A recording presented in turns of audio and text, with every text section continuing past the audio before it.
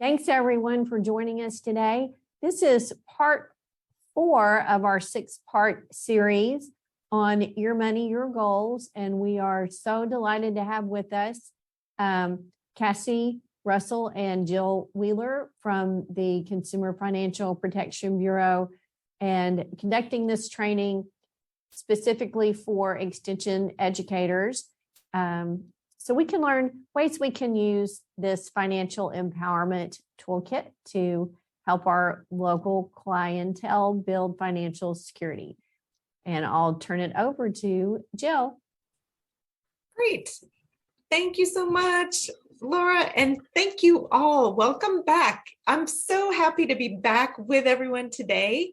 We're excited to begin this second part of the series. I want to give a warm welcome to everyone on behalf of the Consumer Financial Protection Bureau. And again, thank you, our hosts in Arkansas, an amazing team that's making this run so smoothly. I'm excited to mention that we'll be joined today by our guest speaker, Brenda Long, who has been a longtime collaborator and has some really interesting experiences to share about how she's used these materials. And I wanted just to take a quick moment. We see people are joining from all across the country today. And I just want to thank you again for all the work that you do day after day across the country, and really recognize the important role that cooperative extension educators and agents play. And just to share a quick personal note, I am joining here from Washington, D.C., where I've lived for many years.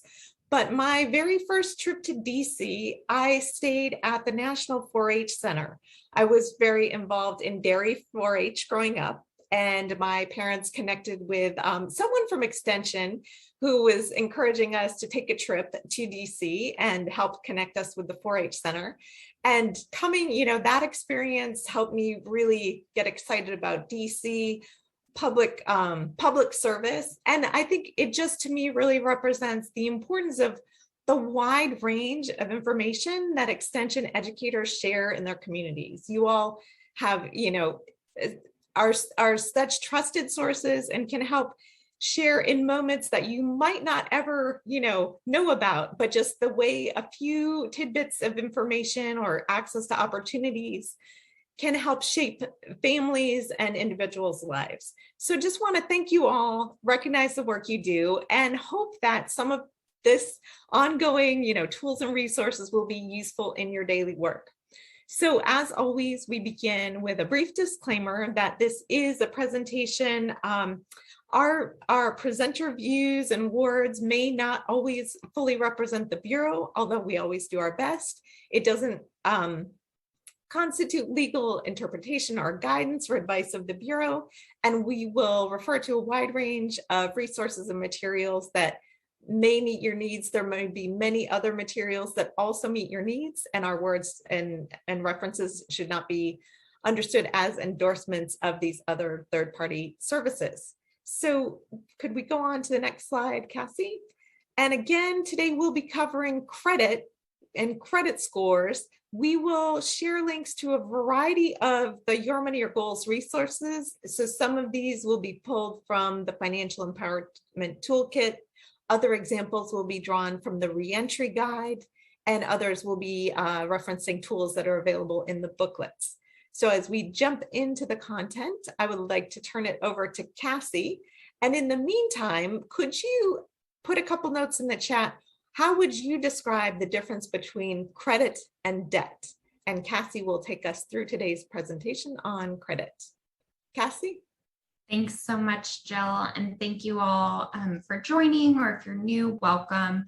We're really excited today to talk about credit and debt. We know that these are often the most feared topics, but end up being the most popular. So we're going to use a variety of resources and put that link in the chat. But we'd love to hear from you. What's the difference between credit and debt? What is the difference between credit and debt? Tell us your ideas. And I know many of you are experts. Yeah, absolutely. So credit is the ability to borrow money and repay it later. And debt is what's created when credit's used. So one thing we always like to highlight here is that you can have access to credit without actually having any debt. So that can be a little bit confusing to consumers, to the folks that you work with. So what is credit? A person uses credit, which creates their credit history, and that's compiled into credit reports by credit reporting companies. And that information is then put into, secret proprietary formulas that are used to create a variety of credit scores. So oftentimes people might be really focused on their credit score, which is fine if it's motivating, but it's important to note that there are many different credit scores in the marketplace, and that people typically won't see the exact score that a lender uses if they use a free service or even if they pay for a score. So we really encourage consumers to focus on their use of credit and their credit history as a way to build and improve their credit scores. So we're going to talk a little bit about credit reports and scores and why they matter. But before we get to our next slide, I want to know, when does credit, whether it's reports or scores, matter? How are some ways you've seen credit reports and scores used in your work? Lending, yeah, absolutely. So if somebody is applying for credit, I go in and I apply for a car loan. I go in and I apply for a private student loan. A mortgage, yeah, absolutely. Which I know is a popular topic these days. Rentals, yeah, absolutely. So I do a lot of work in shelters and with housing agencies. And yes, it is often used in screening criteria for rental units.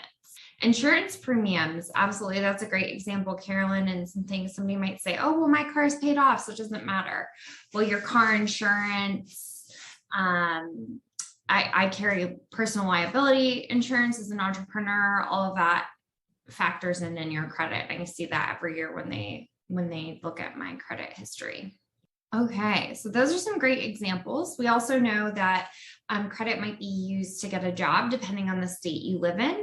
To get and keep a security clearance. This can be important for military positions or positions with the federal government. To get an apartment insurance, which we mentioned. This one is big, to not have to pay a deposit on utilities. So often when somebody is moving in and they need to set up water or gas or electric, that company will look at their credit and maybe they have to pay a deposit of $300, $400, $500 if they've struggled in making those payments before. And it can be helpful in getting better terms on cell phone payment plans. And ultimately, we know that credit reports and scores might also be used to help somebody get a credit card or to access other products and services that might help them improve their credit. So we bring this up because sometimes people will say, well, I'm not going to use credit. I don't believe in it. Maybe I have a religious belief against borrowing, so I don't need to worry about my credit. And that's a fine approach, but just noting how much your credit history impacts all areas of your life, and that it isn't just getting a credit card or borrowing, right? I think for most of us, we wouldn't consider moving into an apartment or getting utilities as borrowing activity.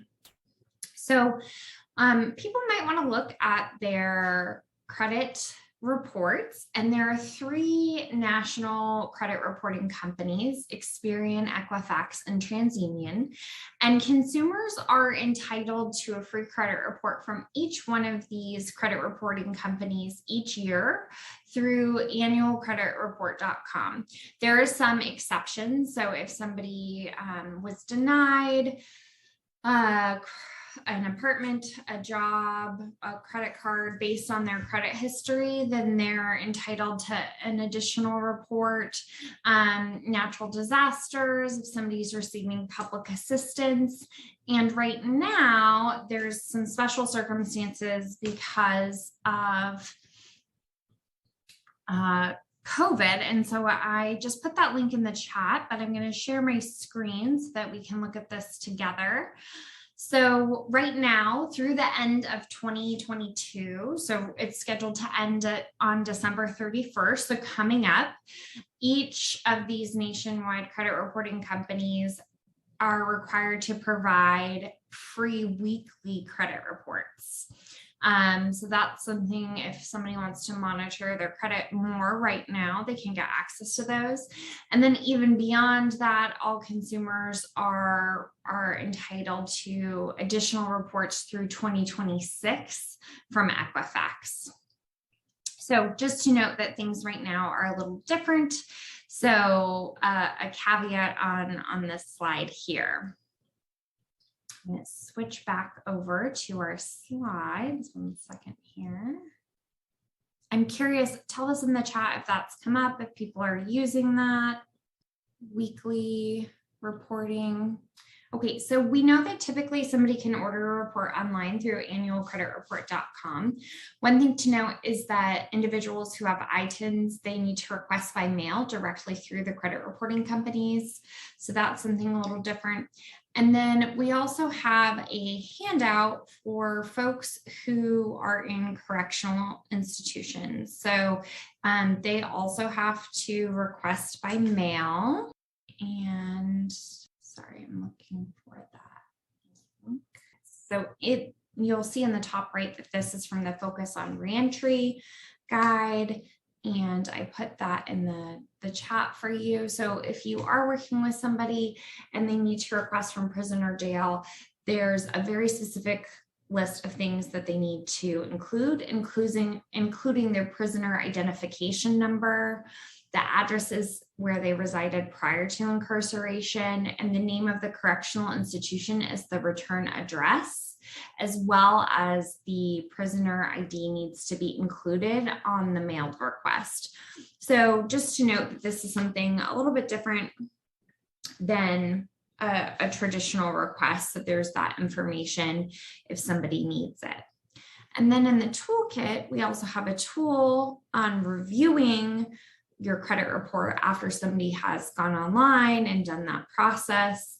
There's a tool that helps somebody really go through each section. So what's in the header, what's in public records.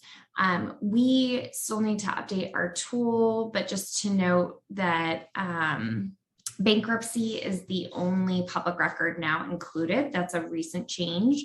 So we're in the process of revising the tool. Then, collection accounts information on account usage. So it really helps somebody walk through step by step. Thanks, Jill. I don't know why the link is showing up a little funny for me on that one. So once somebody has reviewed their credit report, they might come across errors that they need to dispute. And Samantha is going to play a video before we look at tools for those who want to dispute errors. And this is from the Videos to Spark Action. We've already looked at some of them. And I'm putting the link in the chat as well, but Samantha's going to play that video for us. You noticed an error on one of your credit reports but don't know what to do? ConsumerFinance.gov has tools and resources to help you dispute errors on your credit reports. To correct an error on your credit report, you'll want to reach out to the credit reporting agency or the company that provided the information, or both. There are a bunch of specialty consumer reporting agencies that collect credit history and other data, but the big three nationwide agencies are Experian, Equifax, and TransUnion.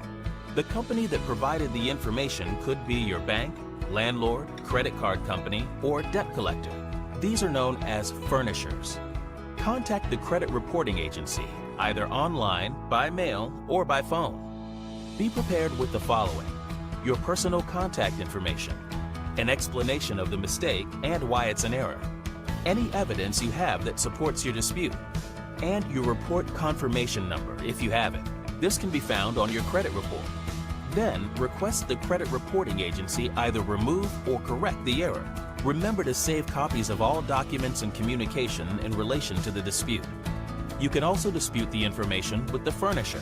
That's the company that provided the information to the credit reporting agency. Check out consumerfinance.gov/credit for more info.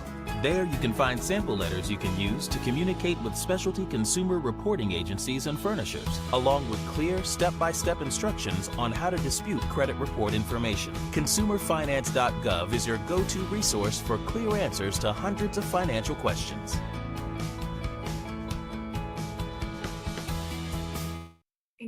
Cassie, I'm on mute, sorry. Thanks so much, Samantha.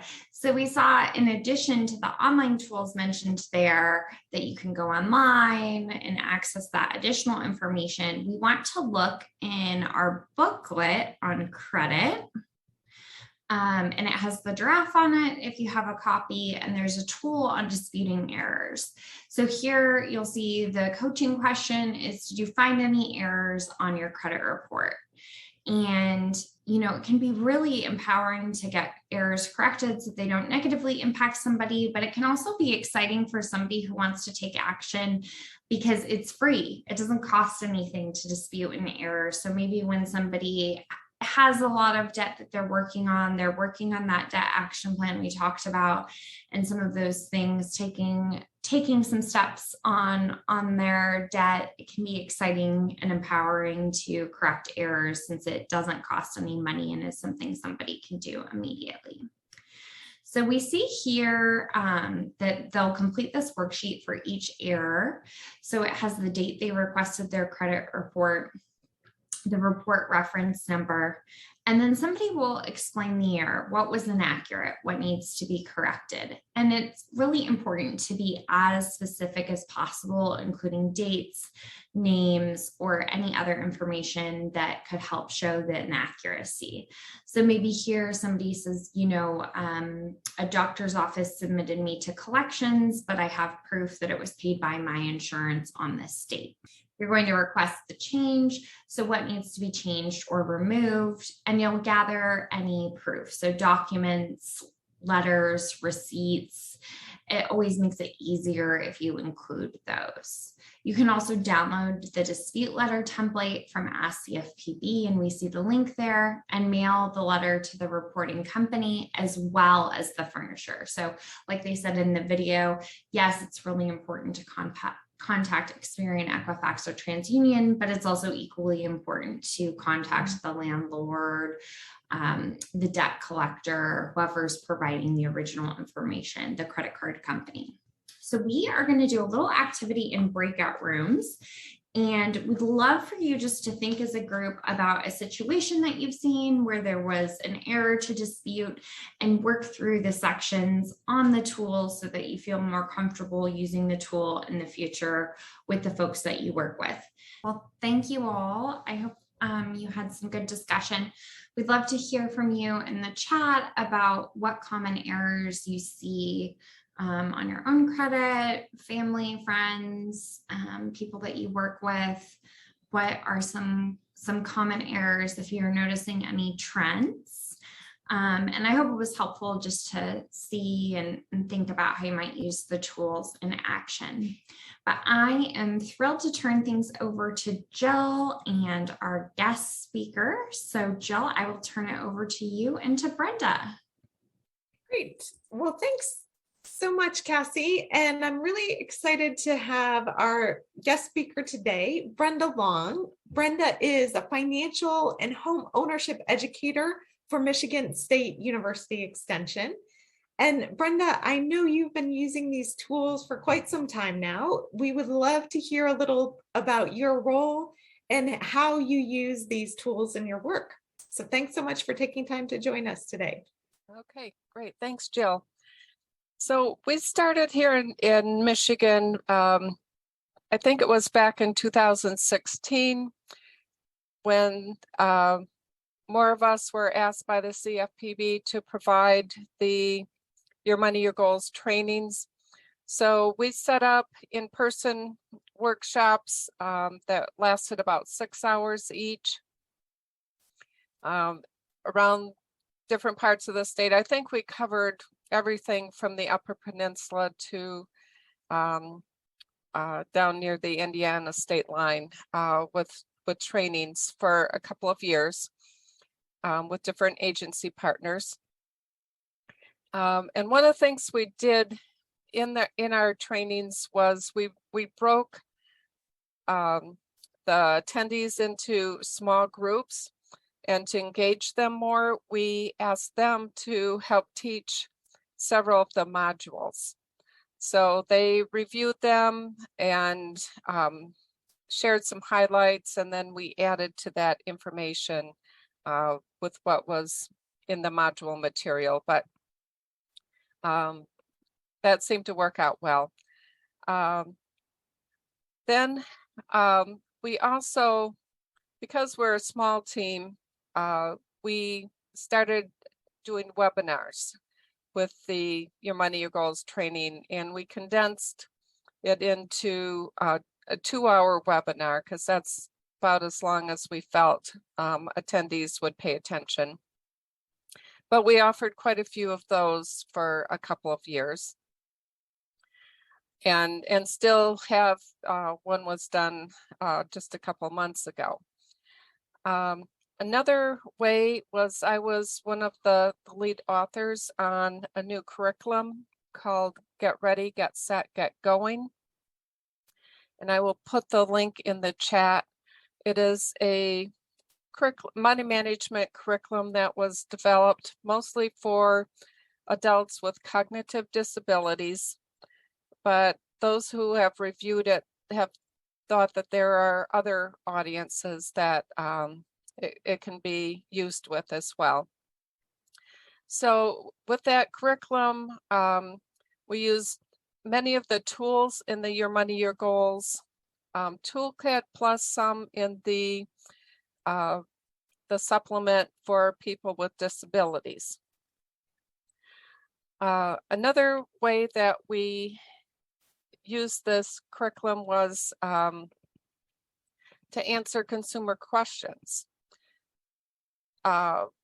Recently, I got one on garnishments, and I remembered from the toolkit that there was some information on that. So there's lots of information either in the toolkit or on the CFPB website, various blogs and so on that provide objective information to share with consumers. So that's one way to provide those answers. Another thing that we've done is to use the outreach materials and have resource tables. We provided a resource table during our in-person trainings for Your Money, Your Goals, and at different community events as well, with ordering some of the free publications, the little booklets, some of the fact sheets, and filled the table with a lot of CFPB materials as well as our own state extension materials. So that's I guess what I thought of to share with how we've used Your Money, Your Goals here in Michigan. And here's the website for the curriculum with free downloadable lessons and facilitator guide and so on, if you're interested in checking that out. Thank you so much. We always appreciate seeing the creative ways that people adapt the materials, and love to hear how they're customized into different settings. The Your Money, Your Goals is really intended to be, to supplement, be available as needed to fill in gaps and help trainers and educators customize to the needs and audiences that they're serving. So we really appreciate that experience. And I know over time, there have been a number of train the trainer activities. We're always, we appreciate your feedback over the years and learning from how those have gone. I know you've provided a lot of feedback to our team over the years on using the materials, adapting and developing materials. So really appreciate that. And Cassie, I'll turn to you. I might have a little background noise, so I'll go off on mute now. No worries. Thank you, Jill, and thank you, Brenda. We really appreciate your time and sharing today, and really excited to check out the Get Ready, Get Set, Get Going.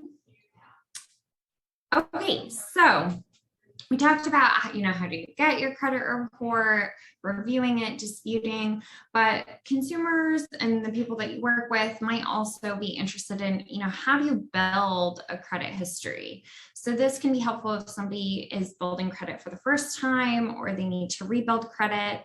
And so we see here, our first question is, how can having a positive credit history help you achieve your goals? And the tool really helps somebody think about a goal they want to achieve.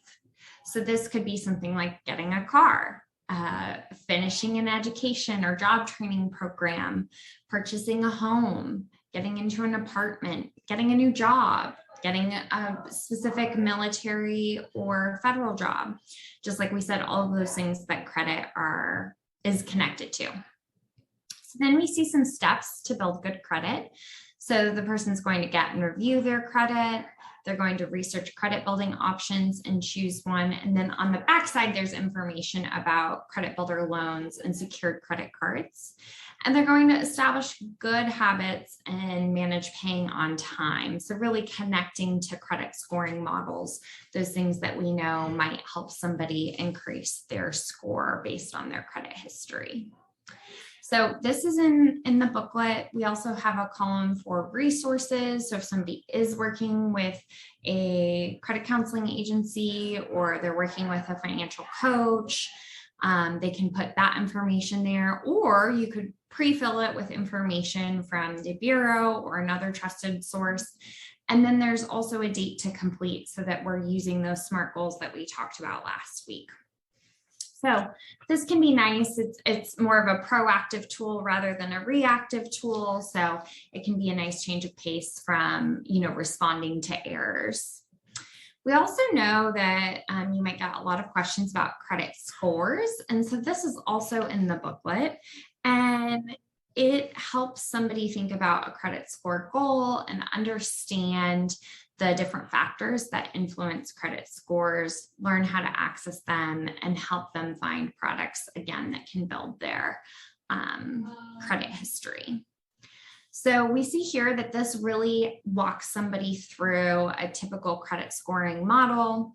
So with payment track record being the most important, paying on time, setting up alerts for payment dates, requesting a new due date, and it gives somebody some different ideas and they can select what will work best for them and then add some notes. Balances, do you have a low balance on your credit card? Rarely, sometimes, often. So trying to pay off as much of a credit card balance each month if you have them, and making more than the minimum payment when you can. The use of available credit, how often are you maxing out, and sharing that knowledge that, many people advise using less than 30% of your limit. And considering paying cash for those smaller purchases that can add up. And then we see types of credit and lengths of credit history. So this really just walks somebody through those different factors that we know come out in a score. And again, this is in the credit booklet with the giraffe on the cover. We also know that people you work with, in addition to credit reports, they might be interested in other consumer reports. So one that is commonly used for employment, it might be called the background screening report or background report. And so we have a handout on this and focus on reentry, and I will add that to the chat. And it really provides some good information about somebody's rights and how to dispute errors. So I will actually pull it over and copy that link. 1 second. So it has information about what is on a background screening report. They look different depending on where they came from, but they could include credit history, criminal history, public records, and information about employment and rentals. So they're often more expansive than the information that we see on a credit report. And then if the report contains negative information, the person might want to prepare how to explain it, or they can also dispute the information similarly to a credit report. So after the handout with information just on what a background screening report is, there's also a tool on reviewing your background screening report. And I'm going to pull that up now. So similar to the tool where we saw information on how to review your credit report, this has a checklist where somebody can go through and review their background screening reports. So making sure it's the correct identifying information, making sure there's no information that should be expunged or sealed, if it includes incomplete records.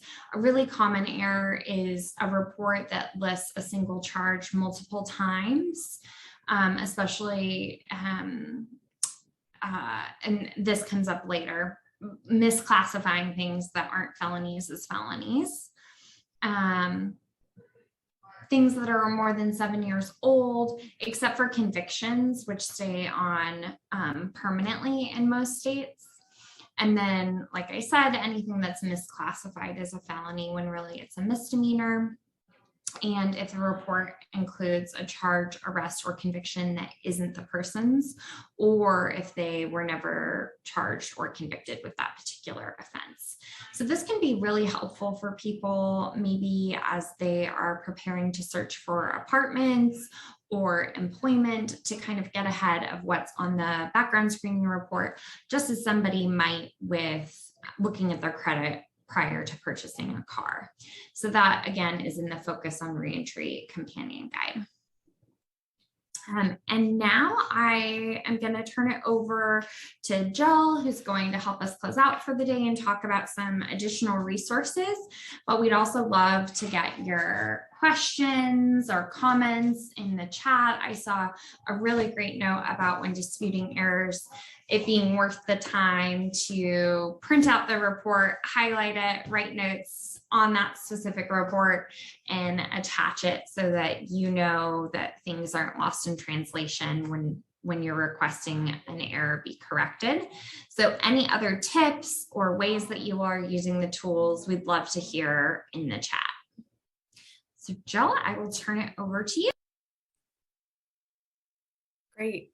Thanks so much, Cassie. We always see a lot of ongoing interest in credit issues. You know, we try hard to keep the website updated and tools updated to reflect changes such as the COVID and pandemic related protections and free credit reports. I just pasted a link in the chat that will take you to a more general CFPB webpage related to credit and screening reports. We're always a little hesitant to sort of mix resources, but I think Cassie had shared earlier a nice crosswalk of where you can find a variety of tools related to these topics. So just as a reminder, the Your Money, Your Goals toolkit and booklets are really, and guides are designed to be that self-contained set of complete resources. But for those of you who are looking for additional content or information and research as well, this can be a nice source of information. You'll see some information related to screening reports. And I would mention that as we review the complaints and look at the consumer complaint database, we do see a number of complaints related to screening reports. So background screening, tenant screening reports. And over the past year or two, the Bureau has done a lot of research on really understanding how those screening reports affect people and where the issues are occurring. So that's been a high priority topic for the Bureau as a whole. And let's see, I will also mention, and I'll plug in a link to the consumer complaint database. So for those of you who are interested in looking at more of the data, what states those complaints are coming from, what zip codes or what companies, you can spend some time taking a look through that data if it's of interest. And I see we have a couple comments coming in. And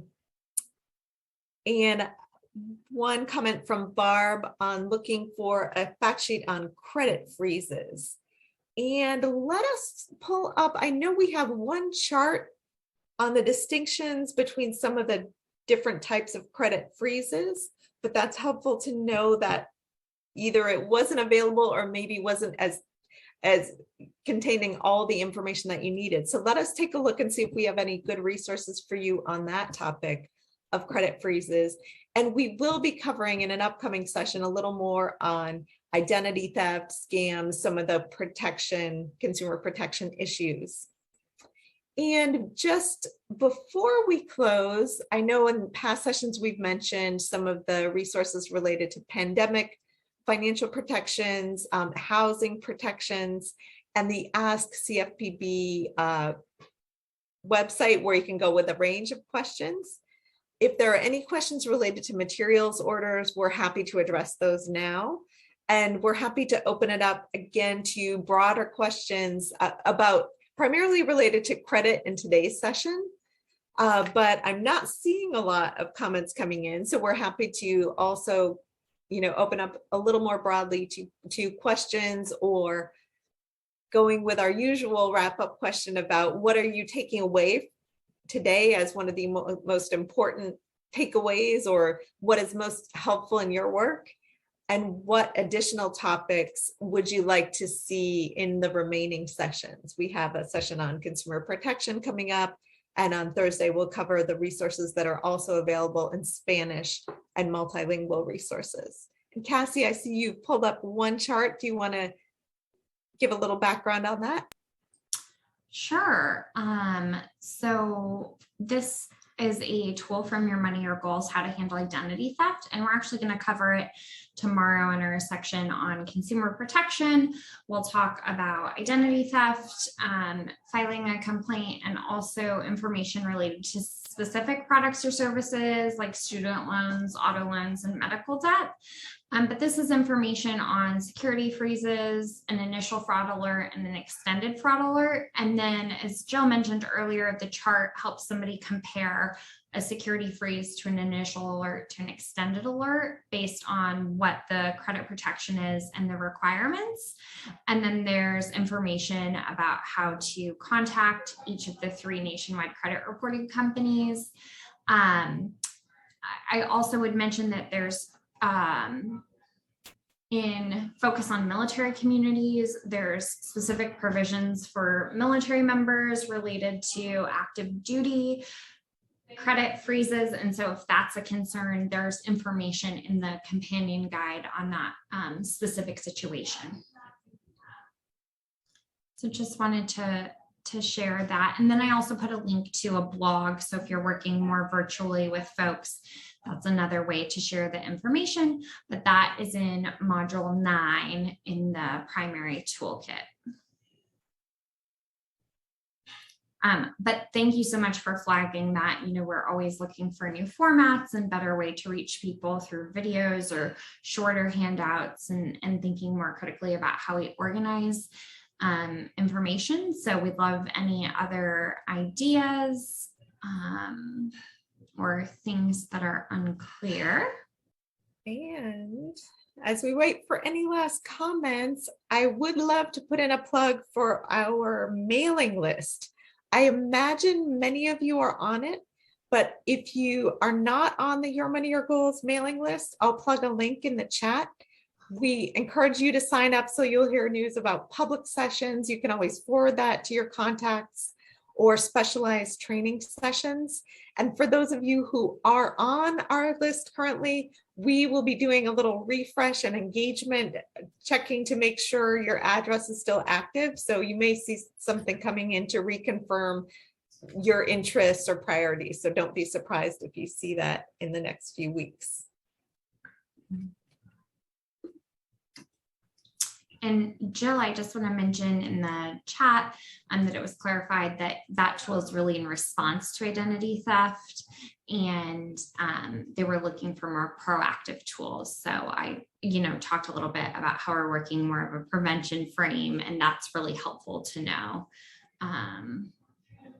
what would be helpful in terms of how to reach folks. Mm-hmm.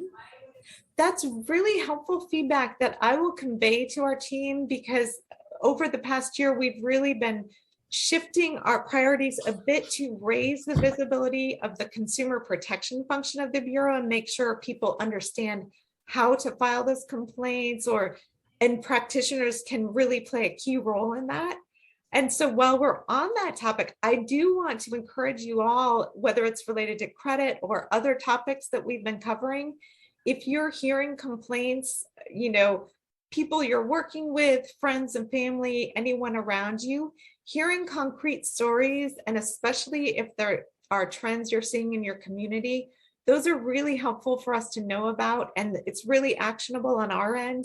Our enforcement office is welcoming information and complaints. So as we hear those situations and can share details with the enforcement office and with regulatory colleagues, they find that input very helpful. And I want to just thank one of the colleagues participating in the series had actually reached out to me last week to refer an example of a concern they had in their community. And we were able to share that with our enforcement office, and they found it very helpful. And so we will certainly share information as it becomes available. But it's a really important function of the Bureau, and you all can play an important role in sharing those and letting us know what types of tools, like you mentioned here, can help people take those actions or help you convey that information to people you work with. Any other questions or comments on the material we've been over today, or anything else on Your Money, Your Goals, or anything else that you've seen on the CFPB website that you wanted to ask about? This has been session 4, and we have sessions 5 and session 6 remaining, and looking forward to hearing from our friend Jesse Ketterman tomorrow as our extension educator guest.